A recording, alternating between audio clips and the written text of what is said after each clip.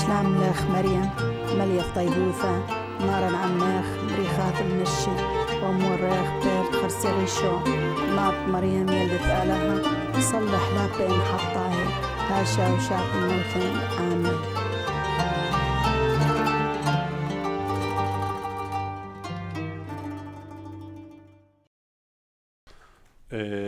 Soy el padre Enrique Montes, Enrique Rafael Montes, misionero del Instituto Alberto Encarnado, nacido en Argentina. Hace 16 años que estoy misionando en Medio Oriente, en distintos lugares. Fui ordenado sacerdote el 20 de diciembre de 1996.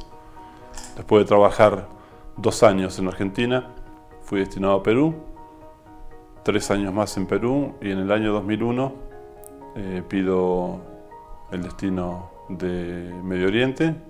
Ya estaba mi hermano allí, el padre Luis, y bueno, en el 2001 fui destinado a Medio Oriente, a Tierra Santa, a un monasterio en Ortaz, que es el lugar donde Salomón escribió el Cantar de los Cantares.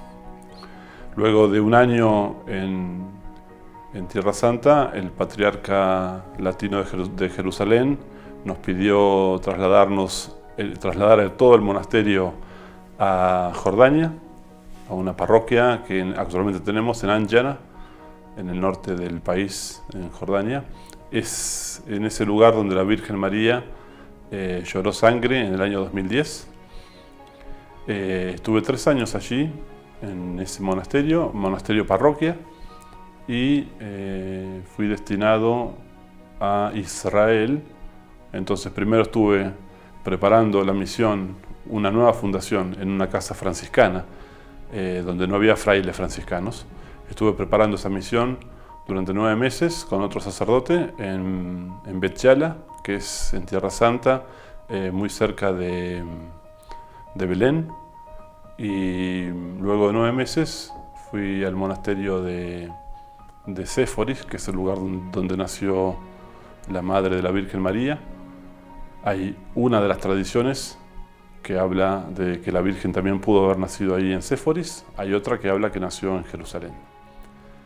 Y luego de 6 años, ya agotado físicamente, me pidieron que regrese a Argentina, y después de 2 años pedí nuevamente volver. Volví a Egipto, y luego de un año de estudio de nuevo estudié el árabe, pedí ir a Irak, y bueno, hasta ahí me encuentro, digamos. En este momento me encuentro en Irak.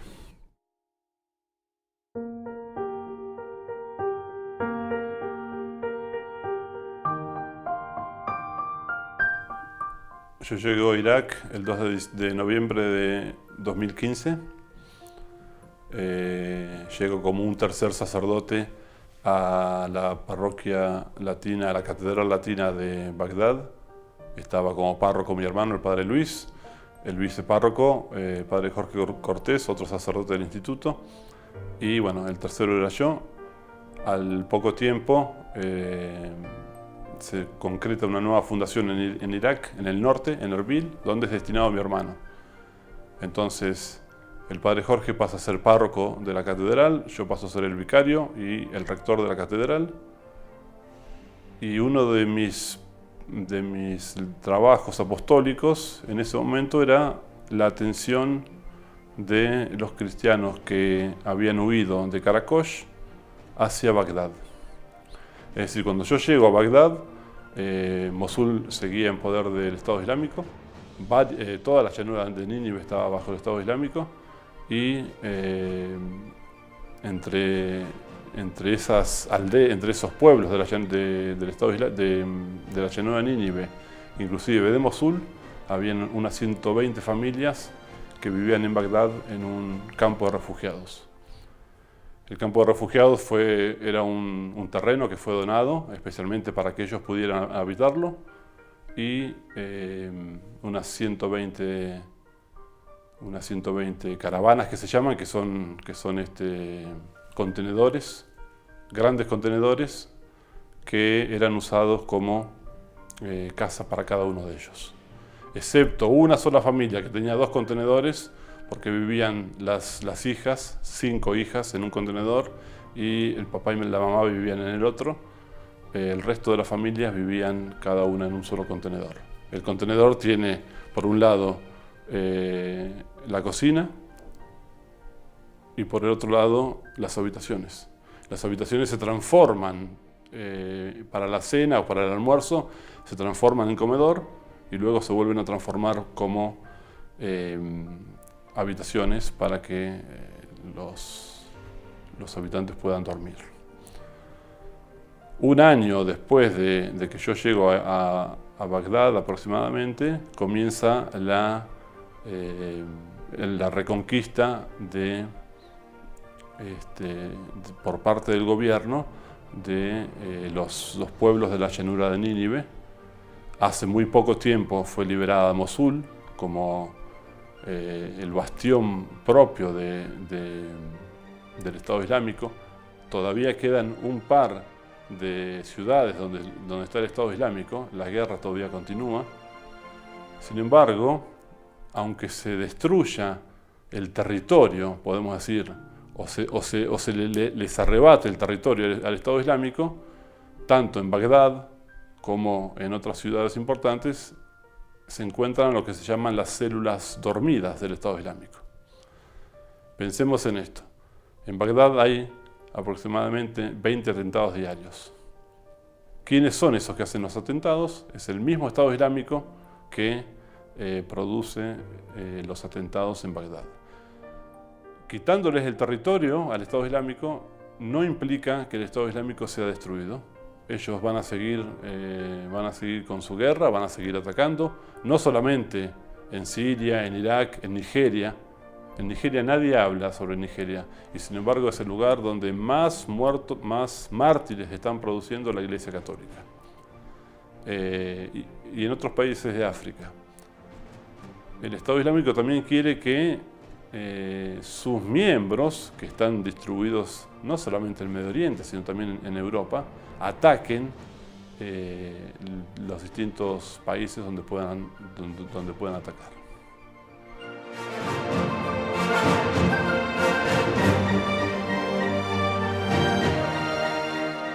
De las 100 familias que permanecen actualmente en el campo de refugiados, porque muchas se han ido al exterior, o sea, unas 20 familias han abandonado el país, el 80% son de Karakosh, de algún otro lugar, y muy pocas familias del mismo Mosul. Las familias de Mosul no quieren regresar a Mosul. Y las familias de Karakosh me han dicho varias que en septiembre regresaban a Karakosh. Han regresado en estos días varias personas a Karakosh porque ya están totalmente liberados toda esa zona.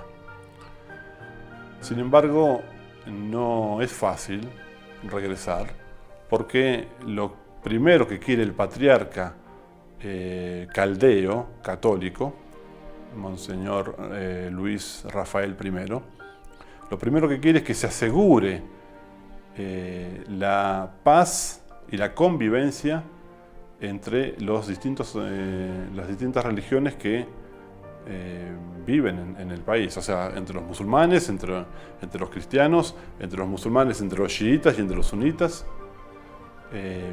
A mí me parece que en este momento no es tan viable que la gente que está en Bagdad regrese a Karakosh. Ellos están deseosos de volver, quieren volver, nosotros queremos que ellos vuelvan, es su casa. No es digno inclusive que vivan en Bagdad por el hecho de vivir en un contenedor. No es saludable para la misma familia. Muchos de ellos aún no tienen trabajos. Luego, es una vida dura que están llevando en Bagdad. Sin embargo, aun cuando quieran volver, y es también nuestro deseo que ellos puedan volver a tener una vida digna, a tener una vida cristiana, es una situación bastante complicada y difícil. Tenemos que seguir rezando, tenemos que seguir ofreciendo nuestras pequeñas penitencias y tenemos que seguir ayudándonos, ya sea dando a conocer esta situación a otras personas que no conocen, ya sea ayudando en el sentido económico. Pero bueno, lo importante es que en algún momento ellos puedan regresar a sus hogares.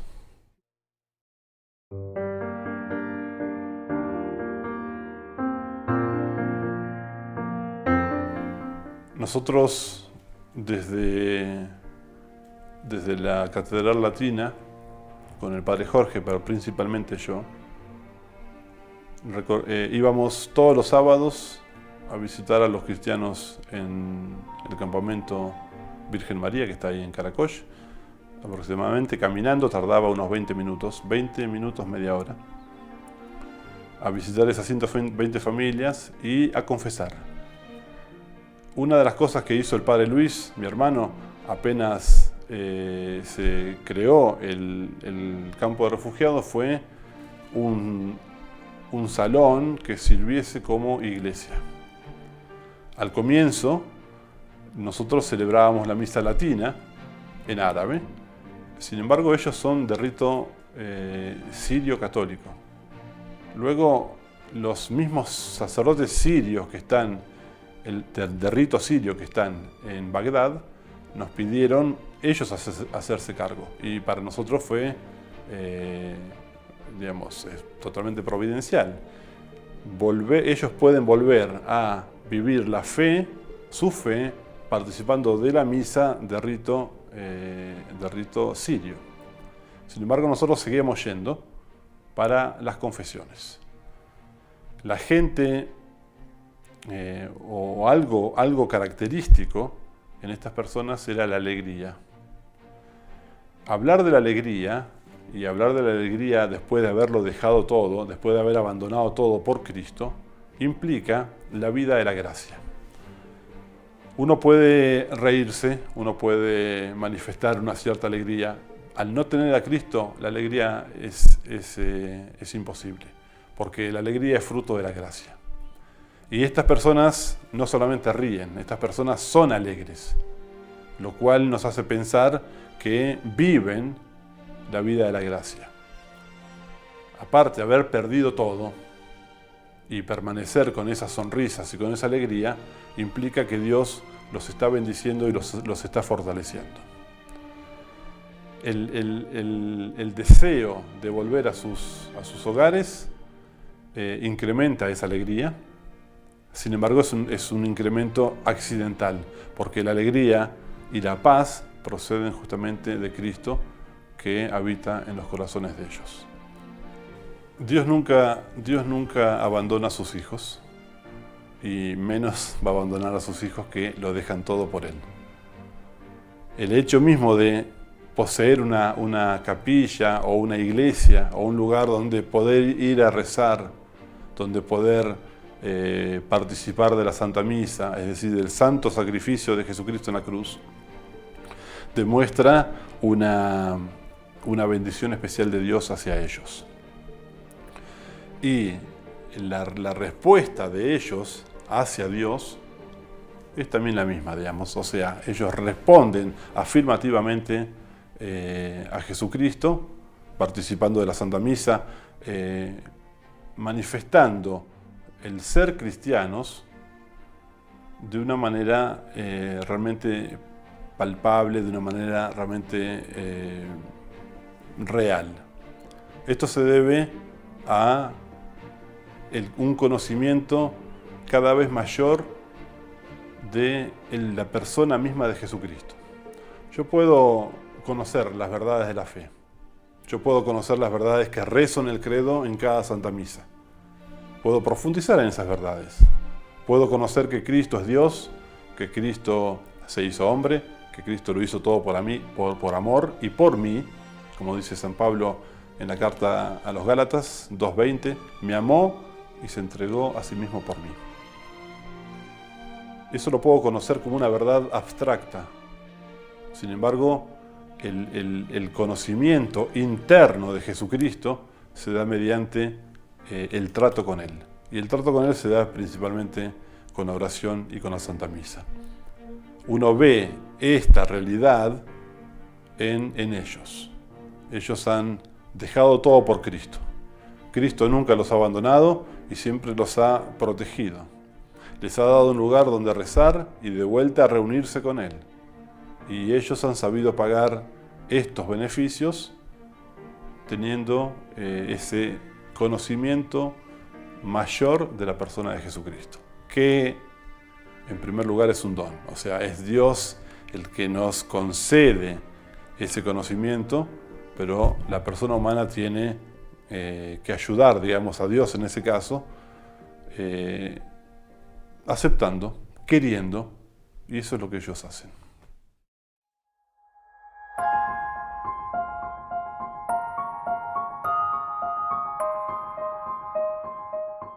Uno se enriquece con la experiencia de estos cristianos perseguidos. Hemos tenido casos en los cuales los cristianos han manifestado el perdón y el agradecimiento, ¿no? Es muy famosa la niña que vive en Erbil, en uno de los campos de refugiados, se llama Mariam, todos la conocemos.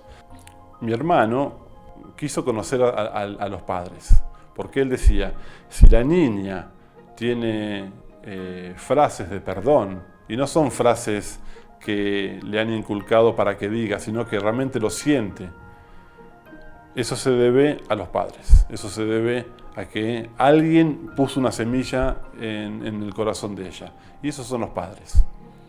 Fue a ver a los padres y habló con el papá, y el papá le dijo que él era un necio antes de la venida del Estado Islámico, que se preocupaba por su familia, que iban a misa, que rezaban. Pero él dice, yo nunca vi al pobre que estaba al lado mío. No lo veía. Él estaba centrado en su familia, en su persona, en sus cosas. Y cristianos que estaban cerca de él, pobres, y estamos hablando de Karakosh, es decir, no es una ciudad rica. Él no lo veía, él pasaba al lado, pero no los veía.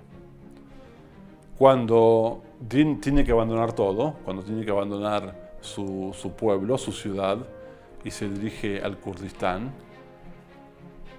la iglesia en primer lugar lo ayuda dándole una tienda, dándole un lugar que sería como una casa. Y en segundo lugar, distintos cristianos fueron ayudándolo, a él y a su familia.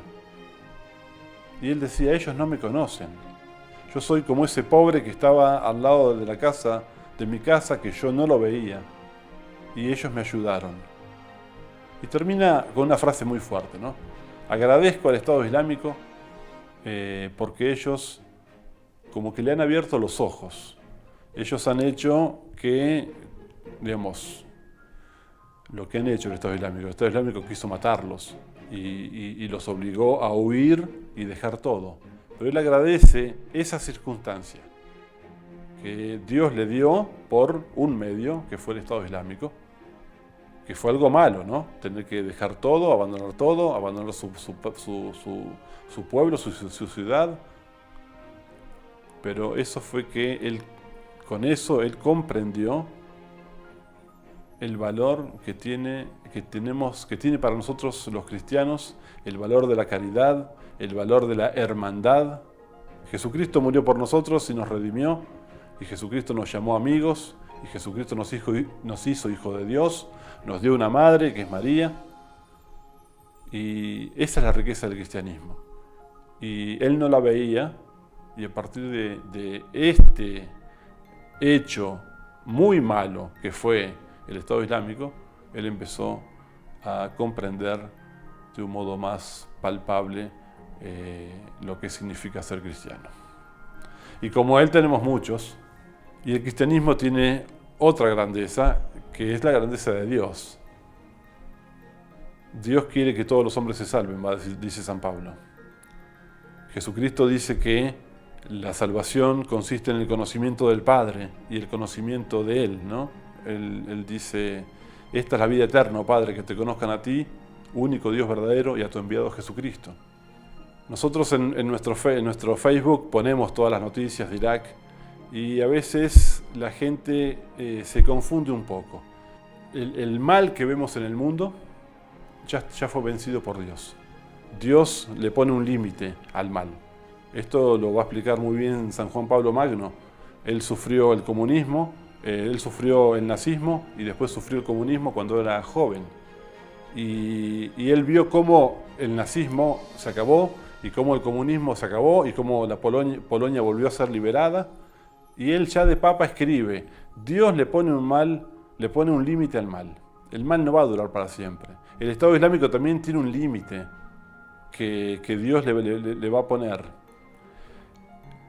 La oración de los mártires en el cielo a Dios, la intercesión continua de los mártires a Dios, es el medio que Dios elige para ponerle fin al mal. Cuando uno recibe una noticia como esta se puede entristecer, pero nunca tiene que desear la muerte o la condenación de los miembros del Estado Islámico. Uno tiene que unirse a la oración que están haciendo los mártires en el cielo. Entonces, uniéndose a esa oración, y es justamente esto un misterio, que es el que llamamos en el credo la comunión de los santos. Los santos del cielo rezan por la tierra, pero también los santos del cielo se unen a la oración de los santos de la tierra, que somos los que habitamos la tierra, se unen para producir un mayor bien, ¿no? El Apocalipsis va a terminar diciendo que se rece, ven Señor Jesús, ven y no tardes. Eso es lo que nosotros también tenemos que hacer. Ven Señor, no tardes y que el mal se acabe, y que venga la paz, y que vengan todas las bendiciones celestiales.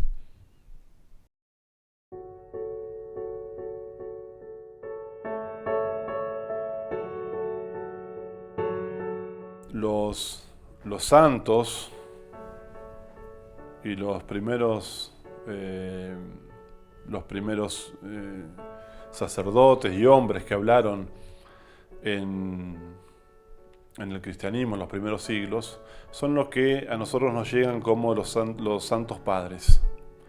No necesariamente son santos que han sido canonizados, no solamente son personas que han sido canonizadas y que nosotros hoy le rezamos como santos. Por ejemplo, entre los santos padres tenemos a San Agustín, tenemos a San Juan Crisóstomo, tenemos a San Basilio Magno, tenemos a San Gregorio. Hay centenares de santos padres que han fortalecido a la Iglesia y han combatido contra las primeras herejías. Entre ellos está Tertuliano, que no está canonizado por la Iglesia, no es santo, sin embargo es de los llamados santos padres, por los escritos que nos han dejado. Tertuliano va a decir la famosa frase que la sangre de los mártires es semilla de nuevos cristianos. Así como Dios le pone un límite al mal, así bendice a distintas personas con el cristianismo, con la conversión, ya sea a cristianos que han sido tibios y que Dios los convierte y que se transforman en santos. Pensemos en San Agustín, un hombre que estaba buscando la verdad, pero metiéndose en las distintas herejías, hasta que por los 16 años de las oraciones de su madre, Santa Mónica, esas oraciones que eran regadas por la sangre, por sus lágrimas, mientras rezaba, lloraba por la conversión de su hijo, y finalmente San Agustín, o Agustín, terminó siendo, no solamente como pedía Mónica, un buen cristiano, sino que terminó siendo el terror de los herejes, terminó siendo obispo y columna de la Iglesia. Es decir que nuestras oraciones en Occidente pueden ayudar a la sangre derramada por los mártires a producir también nuevos cristianos, ya sean conversiones al cristianismo, ya sean que los mismos cristianos se enardezcan. Las oraciones nuestras en Occidente se unen a las oraciones de los mártires, se unen a las oraciones de los cristianos perseguidos, se unen a la sangre de los mártires y produce nuevos cristianos. Y los nuevos cristianos también podemos ser nosotros mismos, gente de Occidente, cristianos de Occidente. Debemos entonces abrir nuestro corazón, como pide San Juan Pablo Magno, abrir el corazón a Cristo sin tener miedo. ¿Qué nos piden los obispos y qué nos piden los cristianos de Oriente? Que seamos verdaderos cristianos. Yo soy un joven estudiante, debo estudiar y me esfuerzo por estudiar, y el hecho mismo de hacer lo que tengo que hacer produce paz, no solamente en mi alma, no solamente en mí, produce paz en el mundo. Cada acto que yo haga, que sea un acto de bondad, es un acto que Dios me está pidiendo que lo haga, y yo al hacerlo estoy siendo fiel a Dios. Un niño tiene que jugar, que juegue. Un niño tiene que estudiar, que estudie. Y haciendo lo que tiene que hacer, obedeciendo a sus padres, inclusive, por ejemplo, haciendo la cama, está produciendo paz. Y uno puede pensar que esto es un cuento. Y sin embargo no es así. Porque Dios toma cada uno de nuestros actos, por mínimos que sean. Y justamente eso es lo que Dios quiere. Actos pequeños. Santa Teresita del Niño Jesús va a decir que la santidad no consiste en levitar, en hacer milagros, en hacer de un modo extraordinario lo ordinario de nuestra vida. Es decir, hacer lo que tenemos que hacer con amor. Un hombre que trabaja y que trabaja para conseguir dinero para su familia, que le es fiel a su esposa, la esposa que le es fiel a su esposo y trabaja en la casa o tiene un trabajo, haciendo lo que tiene que hacer, produce paz. Hay muertes en Medio Oriente y hay muertes en África. ¿Cómo podemos ayudar nosotros, cristianos de Occidente? Siendo buenos cristianos y haciendo lo que tenemos que hacer en cada momento de nuestra vida. Y algo más, tratar en la oración de unirnos cada día más íntimamente a Jesucristo. Como decía uno de nuestros formadores en el seminario, una abuelita perdida en las sierras de la Argentina puede tener un conocimiento más perfecto de Jesucristo que el teólogo que ha leído todos los libros y que se conoce la moral y que se conoce todas las verdades al pie de la letra. Puede tener más conocimiento de Cristo esa abuelita por la oración, por el trato íntimo que tenga con Dios, que este teólogo que sabe todo. ¿Por qué? Porque cuando uno se entrega a Dios en las cosas que tiene que hacer, en la fidelidad a su familia, en el estudio, en el trabajo, en lo que sea, cuando uno se entrega a Dios, Dios se da a conocer. Y como va a decir Jesucristo, vendremos a Él y pondremos nuestra morada. ¿Quiénes son ellos? ¿Quiénes son los que van a poner la morada? La Santísima Trinidad. Dios Padre, Dios Hijo y Dios Espíritu Santo.